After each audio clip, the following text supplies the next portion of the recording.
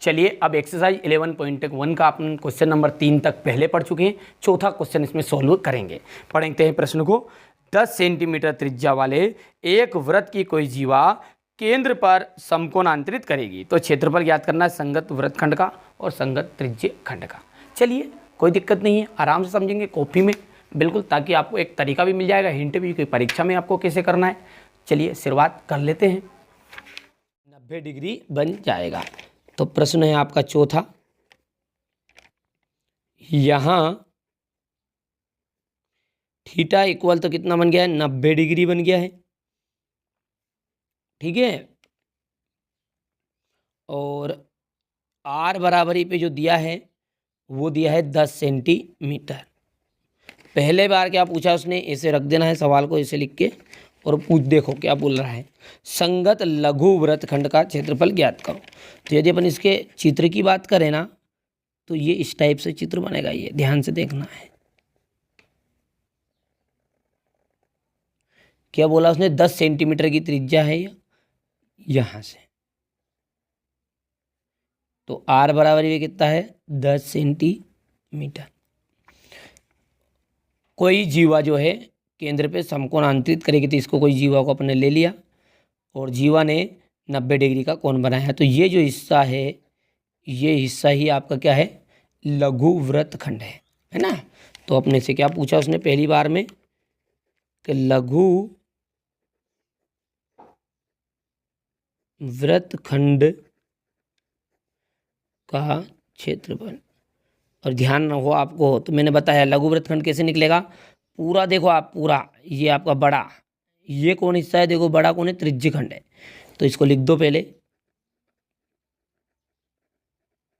त्रिज्य खंड का क्षेत्रफल माइनस क्या होना चाहिए, माइनस होगा ऊपर का त्रिभुज, तो यहाँ पर आ जाएगा त्रिभुज का क्षेत्रफल। अब त्रिज्य खंड का फॉर्मूला बोल दो, क्या है, पाई आर स्क्वायर थीटा बटा 360 माइनस, अब त्रिभुज की दो कंडीशन बताई थी मैंने, याद हो तो, जब 90 डिग्री का कोण बनेगा तो कौन सा फॉर्मूला लगेगा, ये देख लो। 60 डिग्री का बनेगा तो ये लगाना है, और 90 वाला है तो ये लगा मारो, 1/2 इंटू आधार इंटू ऊंचाई। तो 1/2 इंटू आधार इंटू ऊंचाई, सॉरी ऊंचाई। अब पाई का जो मान है वो 22/7 रखने की बोला है उसने, कि 3.14 है। देखो यहाँ पे देखो आप क्या बोल रहा है वो, पाई का मान जो है 3.14 रखो,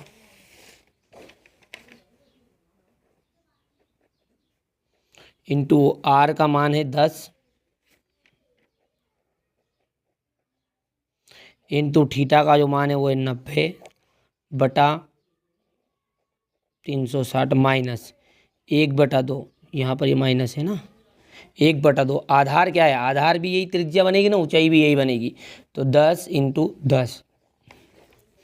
अब काटा पीटी कर लो, 0 से 0 कैंसिल, 9 × 27, 9 × 36, इस 4 से जब काटोगे तो 2 पंजे 10 बनेगा, फिर ये 2 बच जाएगा, 2 से काटोगे 2 पंजे 10 बच जाएगा। इतनी बातें क्लियर है। यहाँ पर जो बचा हुआ है उसे एक बार और लिख लेते हैं, आराम से सॉल्व करेंगे। इंटू 25 55, देखो गौर से, और माइनस करके कितना बचा है अब यहाँ पर, इस 10 से काटोगे तो 5 आएगा, और 5 दम हो जाएगा 50। अब घटा लो, गुना कर लो दोनों का, और फिर इसको घटा लो, कितना है 3.25, 25 चुकू 100 हासिल आया 1, ये 10, 25 से करना 25, 25 और 10 आपका हो जाएगा 35, हासिल आया 3, 25 × 75, 75 ने 3 हो जाएगा 78। अब कितने अंक बाद दशमलव थी, 2 अंक बाद, तो 78.50 आ जाएगा बस। तो 78.50 में से कितना घटा दोगे, 50 घटा दोगे। तो कई बच्चे क्या गलती करते हैं, यहाँ पर मालूम 50 में से 50 घटा देते, 78 उत्तर आ जाएगा। नहीं भैया, ये 78 रुपया है, ये 50 रुपया है, तो 78 रुपया में से घटेगा 50 रुपया, समझो एक तरह का।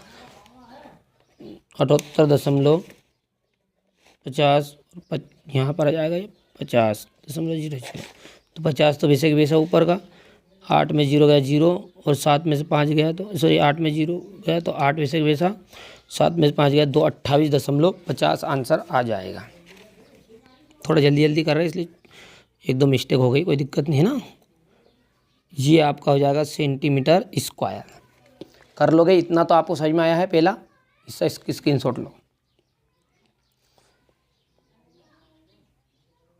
चलो आगे बढ़ाएं। अब क्या बोल रहा है वो आगे, इसमें दीर्घ त्रिज्यखंड का क्षेत्रफल याद करो। इसी में वृत्तखंड नहीं है, दीर्घ त्रिज्यखंड। तो दूसरी बार आपने से बोल रहा है दीर्घ त्रिज्यखंड याद करो।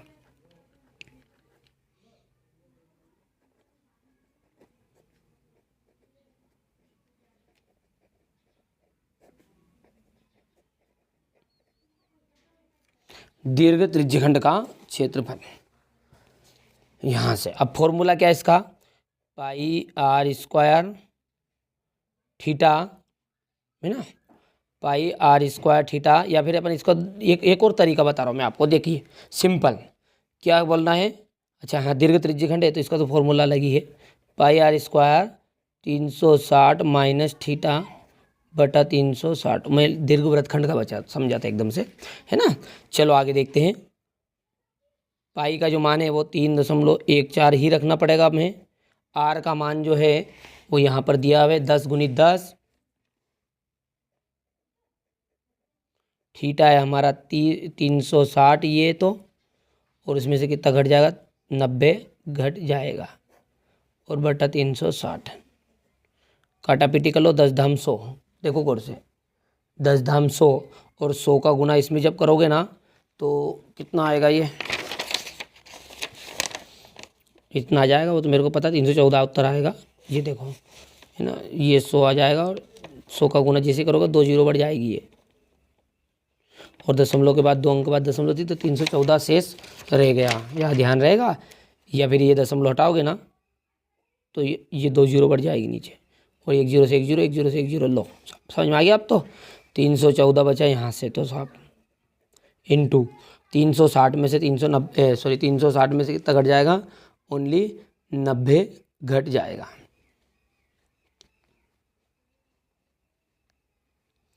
तो चलो घटाओ इसे जल्दी से। यहाँ पर देख लीजिए मैंने लिख लिया है।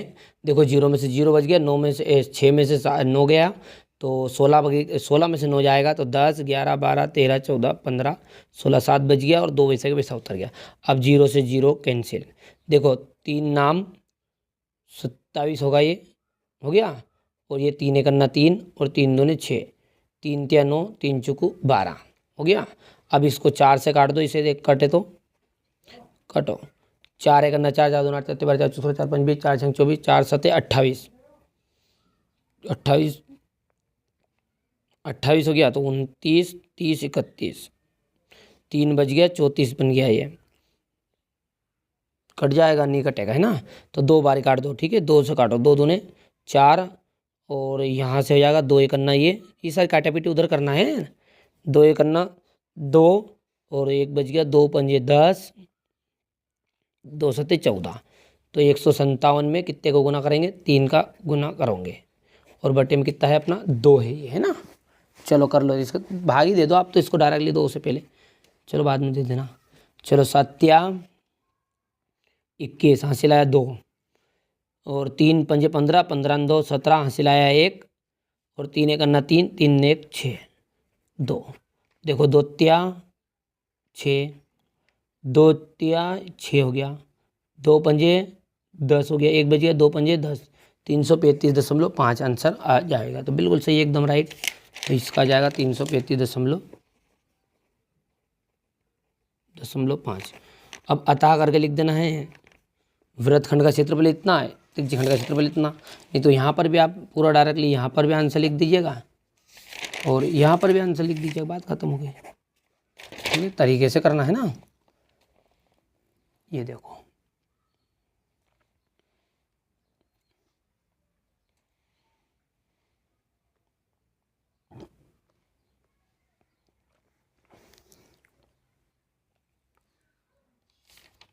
हो गया। चौथे के बाद